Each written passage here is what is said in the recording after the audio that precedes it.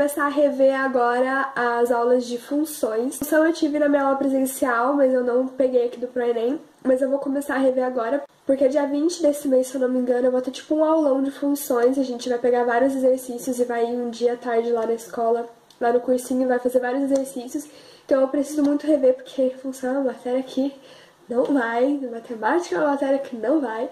Então é isso que eu tô fazendo agora e bora!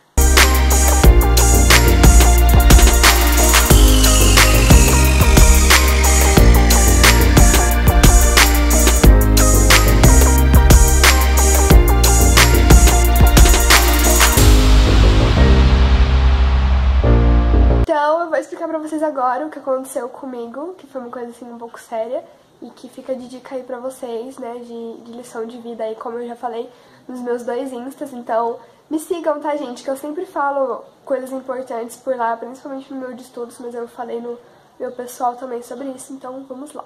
Semana passada, eu do nada, assim, comecei a tossir e tal, eu tava achando estranho até eu tossindo, nossa, eu tô com garganta ruim de novo, né? Só que era uma tosse seca e minha garganta não tava doendo. Quando isso acontece comigo, normalmente é porque eu tô com alergia. Tomei um antialérgico que eu tinha aqui em casa, mas não melhorou, sabe? E aí eu comecei a ficar mal. Na quinta-feira eu tava muito mal, mas eu não gosto de ir ao hospital. Na sexta-feira minha mãe decidiu me levar na farmácia, pra um farmacêutico me receitar alguma coisa. Na farmácia, ele olhou minha garganta, falou que minha garganta tava super vermelha, mas que ele não tinha necessidade de me dar antibiótico.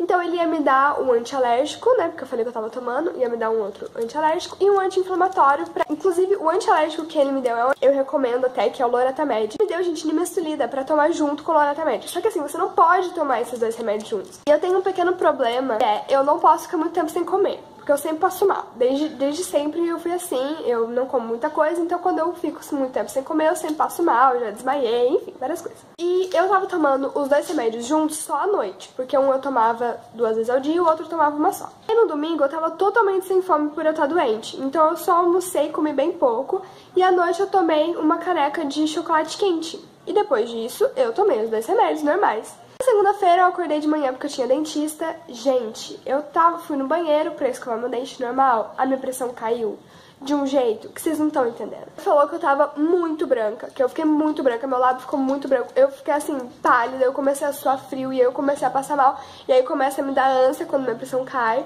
e aí eu deitei e eu tava, nossa, eu fiquei muito mal, gente, muito mal. E aí, gente, graças a Deus eu consegui consulta à tarde no meu otorrino. E aí foi ele que me falou que esse remédio a gente não pode tomar junto. Aí ele me falou que eu ia precisar sim de antibiótico, obviamente.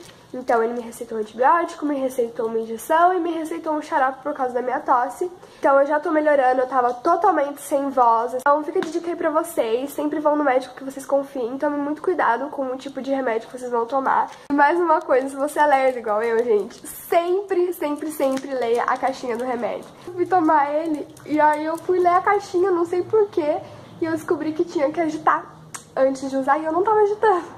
Então é isso, gente, essa foi a minha trágica história dessa semana. Almoço, tô numa vibe mais saudável, depois do que aconteceu comigo segunda-feira. Eu sempre começo a comer numa saladinha, eu só como alface e tomate. Eu tempero com azeite e um pouquinho de shoyu. E de prato principal, normalmente não muda muito, arroz, feijão, farinha e franguinho, porque eu não como carne vermelha.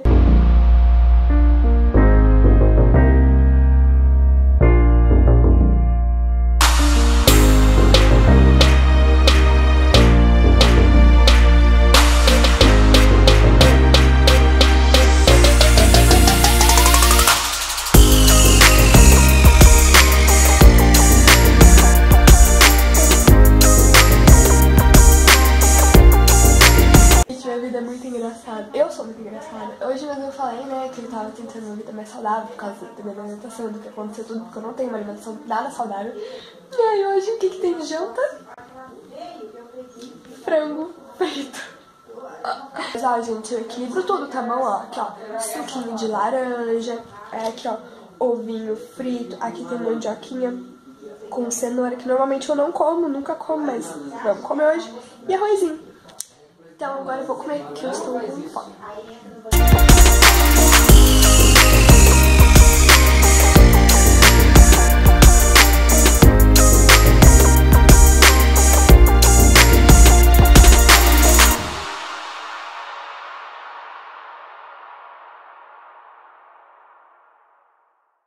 perguntaram como eu faço para resolver exercícios e eu vou falar sobre isso com vocês hoje.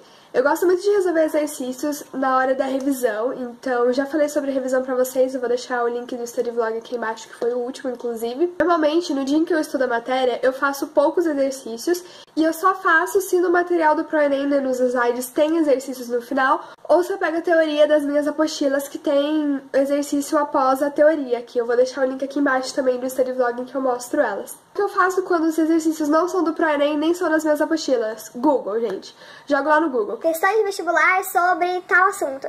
Normalmente eu tento dar um foco para as faculdades em que eu quero prestar, por exemplo, Enem, FUVEST e Unicamp. Então, uma outra dica muito importante, tente dar um foco para as universidades que você quer passar. Foque mais nos exercícios dessas faculdades, isso não quer dizer que você não possa fazer exercícios de outras, claro que não, deve ainda para poder treinar bastante, mas não foque mais para elas, assim como fazer provas antigas também é muito importante. Uma coisa que eu recomendo muito vocês a terem, gente, é um caderno para exercícios. As matérias de exata, química, física e matemática, eu tenho um caderno unitário para cada uma, que é o caderno que eu usava no passado no ensino médio. Para as outras matérias eu uso esse caderninho aqui que eu já mostrei mais ou menos aqui pra vocês, mas eu vou dar uma ênfase nele hoje e explicar bem certinho pra vocês como eu utilizo nele e os outros também.